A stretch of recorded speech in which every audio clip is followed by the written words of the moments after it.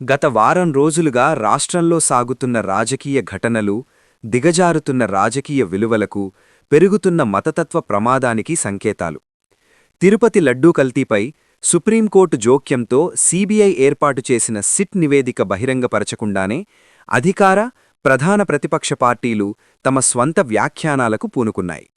దేవుని ప్రసాదంలో కొవ్వు అంటూ అధికార కూటమి చేసిన ప్రచారానికి ప్రాయశ్చిత్తంగా యజ్ఞాలు, యాగాలు, పూజలకు వైసీపీ నాయకులు దిగారు.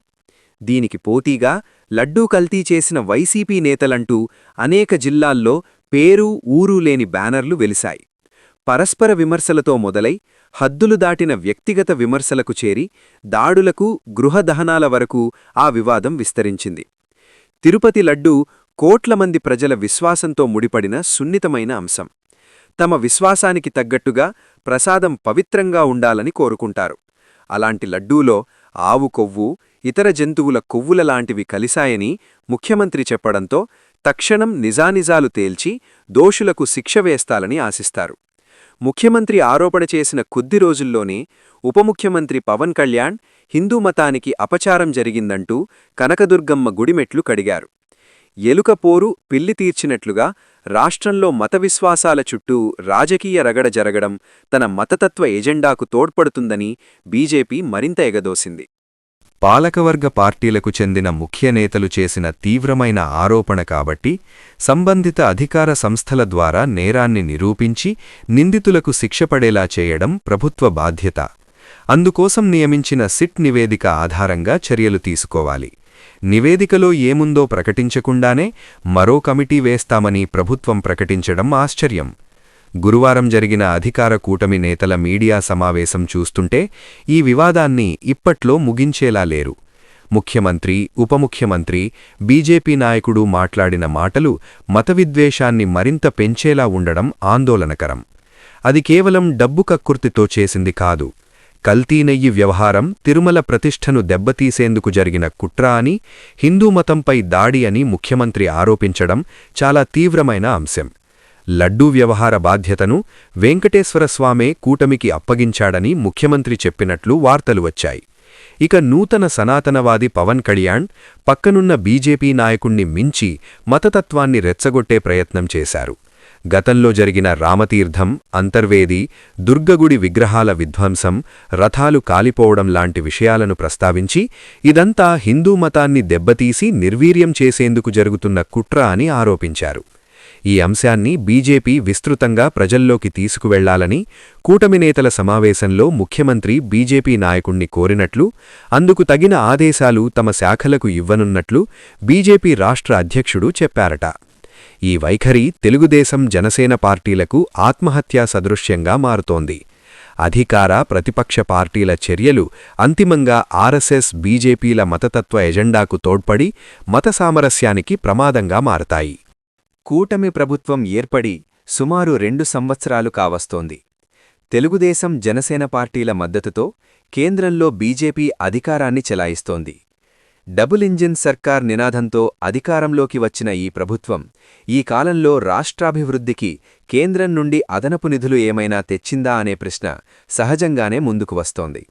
రాష్ట్రంలో కీలకమైన పోలవరం, రాజధాని నిర్మాణం, విశాఖ ఉక్కు, వెనుకబడిన ప్రాంతాల అభివృద్ధికి అవసరమైన నిధులను కేంద్రం నుండి ఎంతవరకు సాధించారో చెప్పాలి. కొత్త నిధుల మాట పక్కనబెట్టి రాష్ట్రానికి హక్కుగా రావలసిన నిధులే రావడం లేదని ప్రభుత్వ లెక్కలే చెబుతున్నాయి.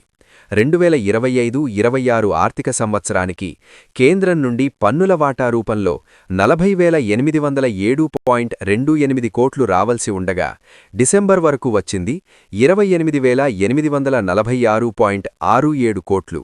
రావలసిన నిధుల్లో 30% రాలేదు.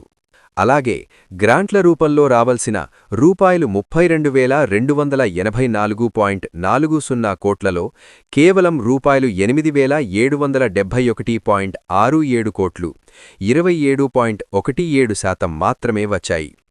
కేంద్రం నుండి రావలసిన నిధులు పూర్తిగా రాకపోవడం, రాష్ట్ర పారిశ్రామిక, వ్యవసాయ సేవారంగాల్లో ఆశించిన అభివృద్ధి సాధించలేకపోవడంతో రాష్ట్ర ఆర్థిక పరిస్థితి రోజురోజుకు అప్పుల్లో కూరుకుపోతోంది.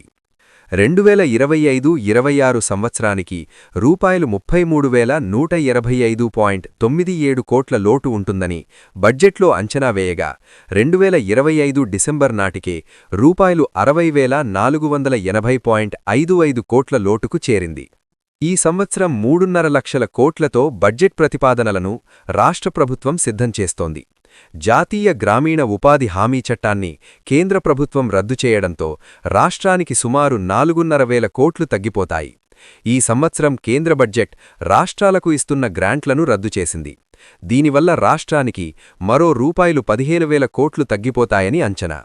అదనపు నిధులు రాబట్టలేకపోగా వస్తున్న వాటికే కోతలు పెడుతున్న కేంద్ర బీజేపీని నిలదీయకుండా దాని మతతత్వ ఎజెండాను తలకెత్తుకోవడం రాష్ట్రానికి క్షేమమా? పారిశ్రామికవేత్తల కోసం కూటమి ప్రభుత్వం లక్షల ఎకరాల భూమిని కేటాయిస్తోంది. లక్షల కోట్ల పెట్టుబడులతో వేల పరిశ్రమలు, కోట్ల ఉద్యోగాలు అంటూ పాలకులు ప్రచార హోరెత్తిస్తున్నారు. ఇదే తరహా ప్రచారాన్ని గత ప్రభుత్వం కూడా చేసింది. కంపెనీలకు అతి చౌకగా భూములు అప్పగించడానికి ప్రభుత్వం తహతహలాడుతోంది. 99 పైసలకే ఎకరం ఇవ్వడంపై మంత్రి లోకేష్ను విలేకరి ప్రశ్నిస్తే ఉచితంగా కూడా ఇస్తాం, తప్పేంటని గద్దించడం ఈ ప్రభుత్వ స్వభావాన్ని స్పష్టం చేసింది. బలవంతపు భూసేకరణను అనేక ప్రాంతాల్లో ప్రజలు ప్రతిఘటిస్తున్నారు. ప్రభుత్వం పోలీసుల ద్వారా అణచిపెట్టాలని చూస్తోంది. ఉద్యమకారుల మీద పీడీ యాక్టును కూడా ప్రయోగిస్తోంది. ఇంత చేసినా పరిశ్రమలు వస్తాయో లేదో అనే సందిగ్ధం పాలకులను వెంటాడుతోంది. కారణం, గతంలో చేసుకున్న ఒప్పందాల్లో 10% కూడా అమలులోకి రాలేదు. ప్రజల కొనుగోలు శక్తి పెరగకుండా పెట్టుబడులు రావు. అలాంటి దిశగా ప్రభుత్వ విధానాలు అమలు చేయకుండా దానికి విరుద్ధంగా శాంతి భద్రతలకు విఘాతం కలిగించే మతతత్వం రాష్ట్రాభివృద్ధికి ఎలా తోడ్పడుతుంది? పోలవరం ప్రాజెక్టు నిర్మాణం గడువులు మారుతున్నాయే తప్ప పూర్తి చేసే పరిస్థితి కనిపించడం లేదు. మొదట్లో పునరావాసం సమస్యను పెద్దగా పట్టించుకోని ప్రభుత్వాలు ప్రజా ఉద్యమ ఒత్తిడి మేరకు కొన్ని చర్యలు చేపట్టాల్సి వచ్చింది. ఈ సంవత్సరం కేంద్ర బడ్జెట్లో కేటాయించిన నిధులను బట్టి మరో 10 సంవత్సరాలు గడిచినా పోలవరం పూర్తి అయ్యే అవకాశం లేదు. కూటమి అధికారంలోకి వచ్చిన మొదట్లో బనకచెర్ల ప్రాజెక్టు గురించి చాలా హడావిడి చేశారు. ఇప్పుడు దాని ప్రస్తావనే లేకుండా పోయింది. సుమారు 1000 కోట్లు ఖర్చు చేసిన రాయలసీమ ఎత్తిపోతల పథకం కొనసాగుతుందో లేదో చెప్పలేని స్థితిలో ప్రభుత్వం ఉంది. వెలిగొండతో పాటు అనేక ప్రాజెక్టులు ఏళ్లు గడిచినా పూర్తి కావడం లేదు. వీటికోసం ఉమ్మడిగా కేంద్రం మీద ఒత్తిడి తెచ్చి నిధులు సాధించడానికి కృషి చేయాల్సిన అధికార పార్టీలు మతతత్వ ఎజెండా అమలుకు సిద్ధపడడం ఎవరికి ప్రయోజనం?